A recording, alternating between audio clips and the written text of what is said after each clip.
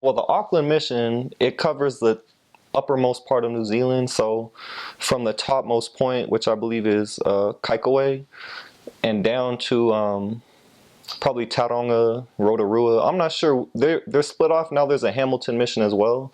I'm not sure the boundaries of that because when I went, there was only Auckland and Wellington.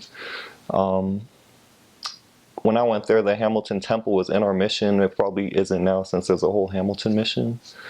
But it covers Auckland, the northern cities, and then I served in Tauranga, which is kind of to the east coast, a little bit down. There was also missionaries in Rotorua and a place called Gisborne.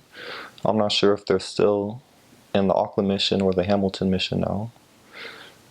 One thing interesting about New Zealand and the church is that the Hamilton Temple is actually one of the first temples built outside of the United States in the history of the church, because what happened was the missionaries went down there early on and they baptized a lot of Maoris because some of the Maori chiefs had like visions or dreams that this was the right religion.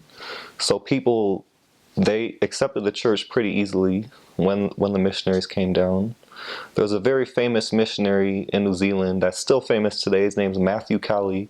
He was an apostle and he served all over New Zealand. So you'll hear stories about him when you serve a mission. You might even stay at some of the same places he did. I remember in one of the little towns we were in, it's called Ochamotai. We knew this family and they lived in a house that Matthew Cowley used to stay in, and they were really proud of that. So he's one of the big people about New Zealand. Well, there's English, there's Tongan, Samoan, and Chinese. Those are the 4 languages. A lot of Tongans and Samoans, they immigrate to New Zealand. It's kind of like the America of the South Pacific. Everyone wants to go there. And so you have a lot of Samoans and Tongans that don't speak English yet. A lot of them are Latter-day Saints, but some of them aren't. They have the Free Church of Tonga. They have kind of their own church. And you'll probably baptize a lot of Tongans.